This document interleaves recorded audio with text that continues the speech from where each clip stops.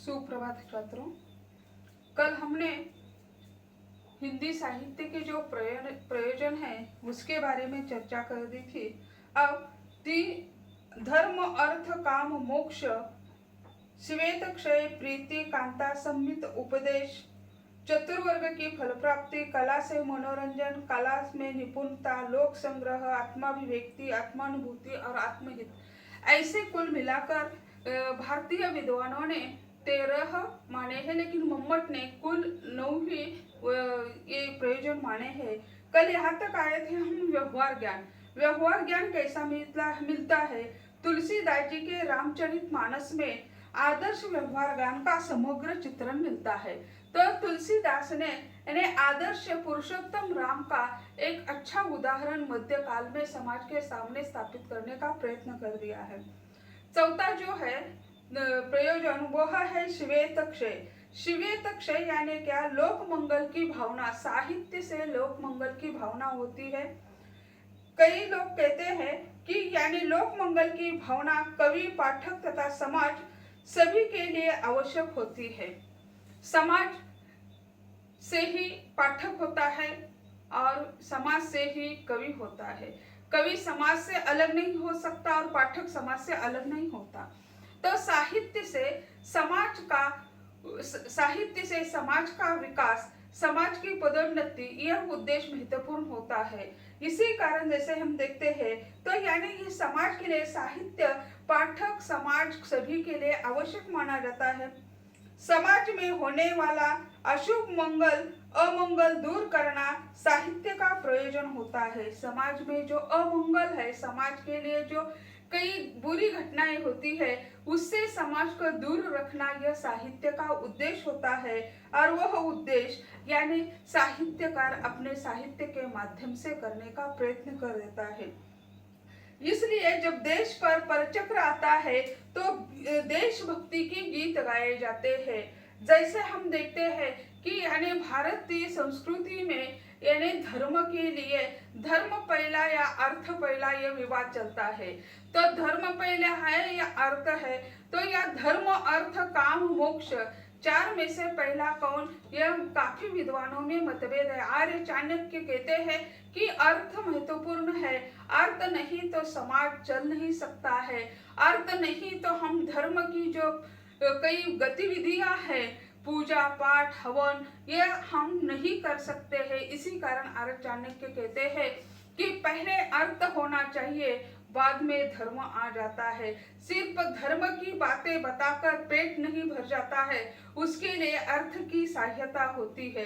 तो यहाँ यानी जब देश पर आक्रमण होता है तो लोगों को सचेत करने के लिए या सैनिकों का मनोबल बढ़ाने के लिए यानी ये उत्साह पर गीत गाए जाते हैं और देशभक्ति पर गीत गाए जाते हैं।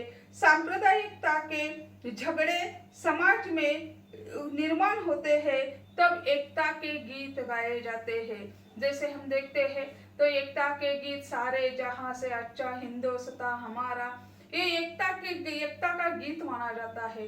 तो सभी उस झंडे के नीचे आ जाते हैं तो सारे धर्म पंथ सब कुछ भूल जाते हैं। इसी कारण कवि हो या साहित्यकार हो, उसी समय उसका औचित्य महत्वपूर्ण होता है। किस प्रकार का गीत निर्माण करना है? देशभक्ति पर या सांप्रदायिक दंगा जब फैलता है तब उसी समय समाज में शांतता लाने के लिए यह यानी सांप्रदायिक गीत गाए जाते हैं। जैसे रण में वीर चले जाते हैं तब उसी समय यानी एक अलग प्रकार का गीत होता है। मैथिली शरण गुप्त ने पुष्प की अभिलाषा जो कविता लिखी है, तो वो पुष्प कहता है कि ना मुझे मंदिर में जाना है, ना किसी प्रेसी के हाथ में जाना है, ना शव पर जाना है, मुझे वहां जाना है या मुझे वही फेंक देना चाहिए जिस रास्ते से अपने मातृभूमि के लिए लड़ने के लिए वीर सैनिक जा रहे हैं। एक पुष्प अपनी भावना व्यक्त कर देता है।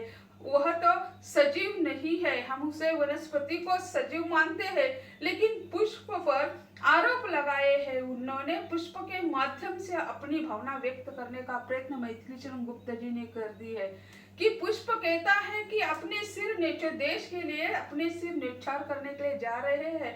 उस सैनिकों के पांवों के नीचे मुझे गिरना चाहिए, यही मेरा सौभाग्य होगा, ऐसा पुष्प कहता है।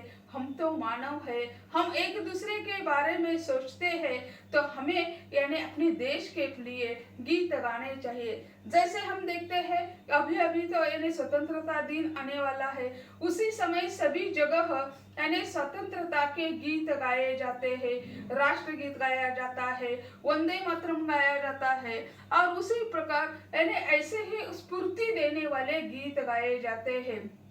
जब सैनिक लड़ने के लिए जाते हैं तो उसी समय नारा लगाते हैं, हर हर महादेव, हर हर महादेव। या जैसे हम कहते हैं महाराष्ट्र के कई लोग शिवाजी महाराज की जय, तुलजा भवानी की जय, ऐसे नारे लगाते हैं। यानी क्या है, उससे हमें स्फूर्ति मिलती है, एकाध आदर्श व्यक्ति है यानी देवी देवता जो है, हमें उससे स्फूर्ति मिलती है। ऐसे व्यक्ति के लिए यह गीत गाए जाते हैं और उससे हमारा मन भी यानी प्रफुल्लित हो जाता है। इसी कारण आदि काल में हम देखते हैं तो राज दरबारी कवि थे, वे राजा के साथ सैनिकों के साथ रणभूमि में होते थे और वे लोग वही यानी गीत गाते थे, उससे सैनिकों का मनोबल बढ़ता था। आज भी उसी तरह कार्य किए जाते हैं, क्योंकि सीमा पर लड़ने वाले उनका मनोबल बढ़ाना चाहिए। जैसे अभी अभी एक तो गीत आया है, जैसे संदेशे आते हैं वगैरह जो है, वह यानी क्या है, सैनिकों का मनोबल बढ़ाने का काम यहाँ कर होता हुआ दिखाई देता है। ये यानी गीत साहित्य का ही एक अंग है। इसी कारण जैसे सांप्रदायिक दंगे निर्माण होते हैं तो उसी समय हम यानी अलग गीत गाते हैं, और देश पर कभी आक्रमण होता है तो उसी समय देशभक्ति पर गीत गाए जाते हैं। उससे समाज का, देश का हित होता है। इसीलिए शिवे तक्षे यानी जो है यानी अमंगल जो है, अमंगलता का नाश होना, यह उसका उद्देश्य माना जाता है।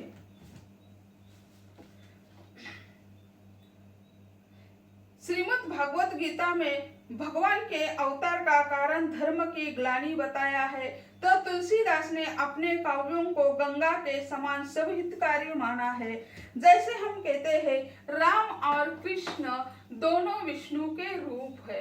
ये दोनों रूप जो है वह असत्य पर सत्य का विजय प्राप्त करने के लिए भगवान विष्णु ने जन्म लिया है। कृष्ण और कंस, राम और रावण, ये ऐसे कृष्ण और कंस, इसमें क का ही दोनों शब्द क है, राम और रावण दोनों ही र के शब्द है। तो ऐसे जो है शब्दों में हम एक दिखाई देते हैं, फिर भी उनकी वृत्तियां जो है, उनके दोष जो है, रावण बुरा नहीं था, शिवभक्त था, एक में जैसे शिवजी चाहने वाले ये रावण भक्त है। शिवजी का स्रोत का गीत लिखने वाले भी रावण है, लेकिन उसमें जो अहंकार था वह बुरा था। कंस भी बुरा नहीं था, वो भी अच्छा भक्त था, उसे अनेक विधियां पता थी, फिर भी वह क्या है, अहंकारी था। इसी कारण यानी उसका कृष्ण के द्वारा अंत हो गया। तो यहाँ राम हो या कृष्ण हो, दोनों क्या है, सत्य के प्रतीक है, और रावण और कंस जो है असत्य के प्रतीक है। यानी कृष्ण ने जब जहां जहां अत्याचार होता है वहां वहां जाकर उसे अत्याचार से सामान्य व्यक्ति को मुक्ति दिलाने का काम कर दिया है। जैसे हम देखते हैं गोवर्धन पर्वत एकता लाने का काम कर दिया है। यानी बाढ़ आती है, सब कुछ होता है, सभी गांव वालों को, इलाके वालों को कृष्ण इकट्ठा करते हैं और गोवर्धन पर्वत पर ले जाते हैं।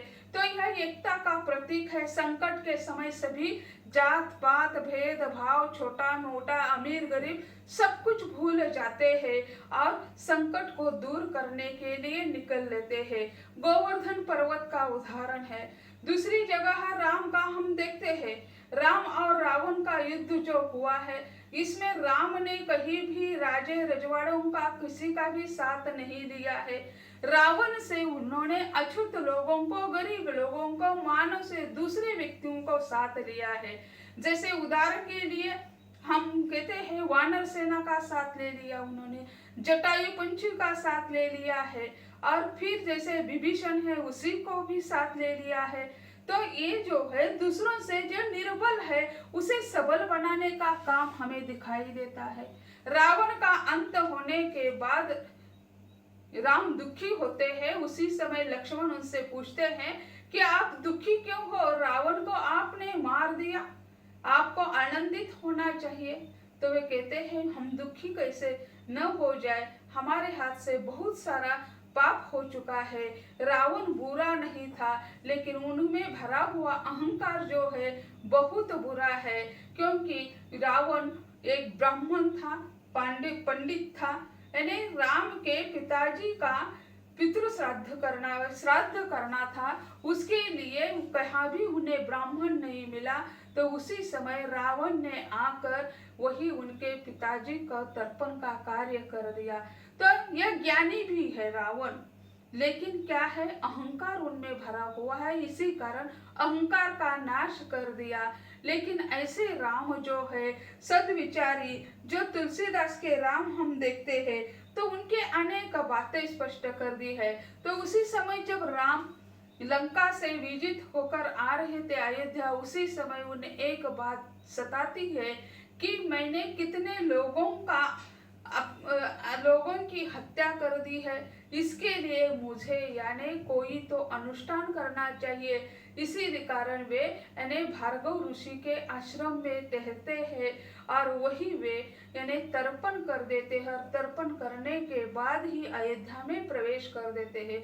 क्योंकि वे कहते हैं मैं अयोध्या से जब निकला था तब मैंने कुछ पाप नहीं किया था, अब मैं अयोध्या में जाऊंगा तो ऐसे पापी कहकर कैसे जाऊंगा। इसीलिए वे यानी भारद्वाज ऋषि के यहाँ ठहर कर वे यानी तर्पण कर देते, तर्पण की विधि पूर्ण करके ही अयोध्या में प्रवेश कर देते हैं। ऐसे तुलसी ने राम को यानी एक मर्यादा पुरुषोत्तम राम स्थापित करते हुए भी एक असामान्य राम चित्रित करने का प्रयत्न कर दिया है।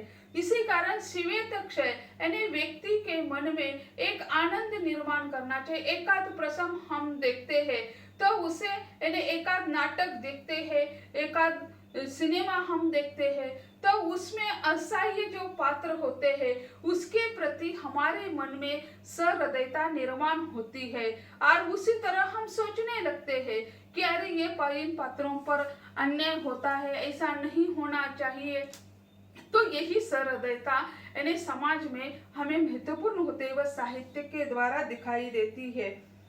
अगला जो है वह प्रीति, यानी प्रीति जो है जैसे हम देखते हैं कि आकाश और धरती में क्या संबंध है, तो यह प्रीति मानी जाती है।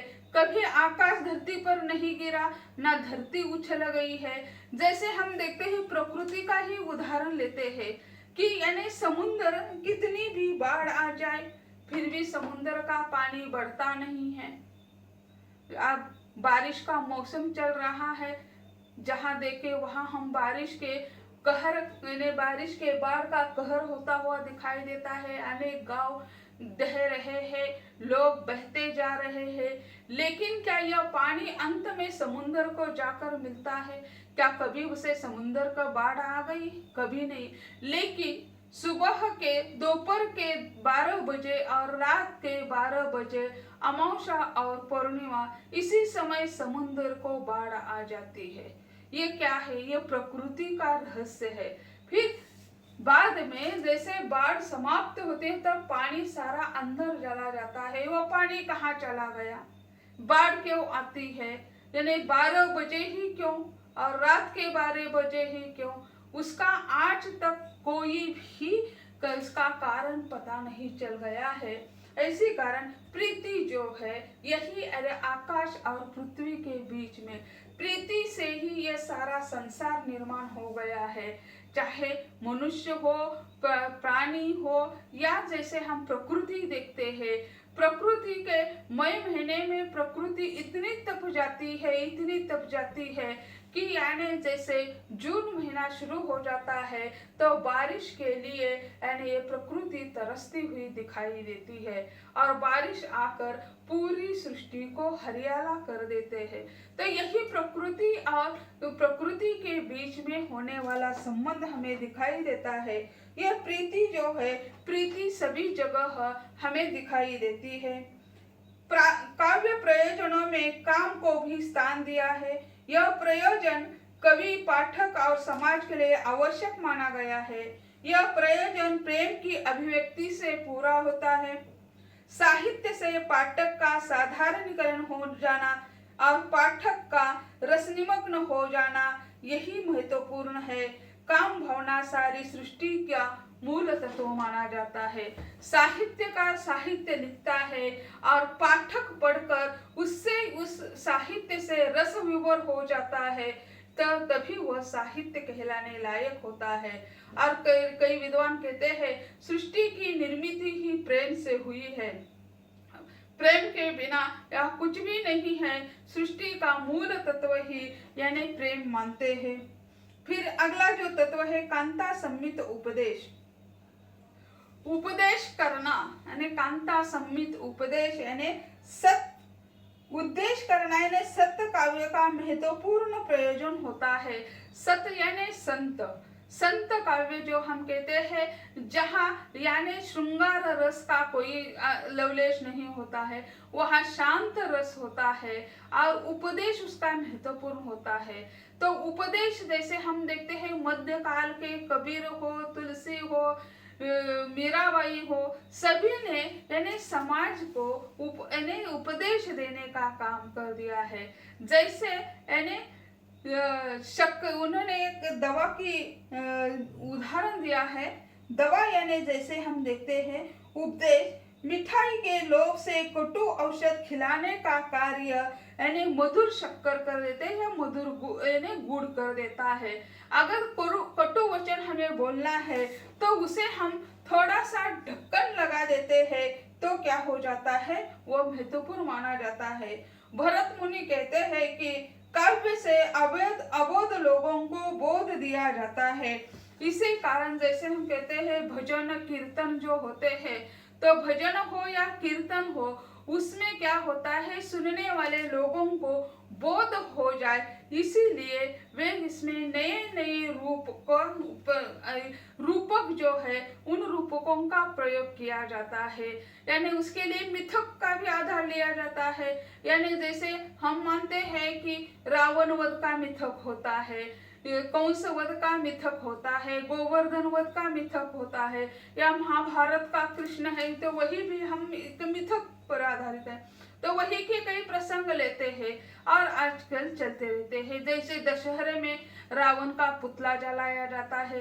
अभी यानी इस अगस्त महीने में यानी कृष्ण जन्माष्टमी आती है, तो ये कृष्ण जन्माष्टमी मनाते हैं तो किसका प्रतीक मानते हैं, कृष्ण का नाम हम लेते हैं तो उसके साथ कंस का नाम अपने आप ही आ जाता है। अगर कृष्ण का जन्म नहीं होता तो कंस की बुरी वृत्तियां समाप्त ही नहीं होती है। ऐसे जो है अबोध लोगों को बोध होता है, भारूड हो या भजन कीर्तन हो, उससे क्या होती है यानी वास्तवता का पता लगाने का प्रयत्न किया जाता है। उससे मनोरंजन भी होता है लोगों का। यानी मनोरंजन के लिए कई लोग यानी भजन कीर्तन सुनने के लिए जाते हैं और वही से मनोरंजन भी होता है और वास्तविकता का भी पता चलता है। तो ऐसे जो है कांता सम्मित उपदेश जो होता है, मधुर बोलने से यानी कभी बुरा नहीं लगता है। कटु बोलते हैं, कटु वचन होता है तो लोगों के कर्णों को ये शब्द अच्छे नहीं लगते और लोग अपने आप यानी उस व्यक्ति से दूर होने लगते हैं। या साहित्य के बारे में उसी तरह होता है।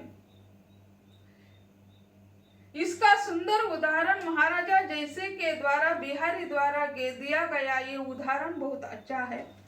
जैसे राजा जयसिंह के दरबारी कवि बिहारी थे और यह उसी समय रीतिकाल का उदाहरण है। और जयसिंह उसी समय बहुपत्नीत्व विवाह पद्धति थी। जयसिंह राजा ने विवाह कर दिया था, नया विवाह कर दिया था और बिहारी उसी समय घूमते घूमते यानी जयसिंह के यहाँ चले गए और उन्होंने कहा कि हमें राजा से मिलना है, राजा से मुलाकात करनी है, आए हैं तो राजा से मिलकर चले जाएंगे। तो दरबारी कहते हैं कि ऐसा नहीं है, राजा तो आपसे मिल नहीं सकते हैं। तो वो कहते हैं क्यों? तो वो कहते हैं कि राजा ने अभी अभी नया विवाह किया है और वो मंजली रानी के प्रेम में इतने डूब चुके हैं कि वो कई दिनों से वे दरबार में नहीं आए हैं। तो वो कहते हैं ठीक है, मैं एक पर्चा देता हूँ और वही राजा के पास भेज दीजिए। तब वो कहते हैं ठीक है, और एक दोहा लिखते हैं, नहीं पराग नहीं मधुर मधु नहीं विकास यही काल अली कली हिसो बिंद्य आगे कौन हवाल। तो वो उसे लिखकर भेजते हैं, राजा पढ़ता है और फिर यानी कहता है कि यानी इससे यानी जनता क्या करेगी, यथा राजा तथा प्रजा, इसी के माध्यम से आप इसी तरह अपना काम करेंगे तब वह समाज सुधरेगा नहीं, समाज खाई में ही चलेगा। तो ऐसे कामता सम्मित उपदेश जो है उसके माध्यम से अनेक लोगों को हम रास्ते पर लाने का काम कर सकते हैं।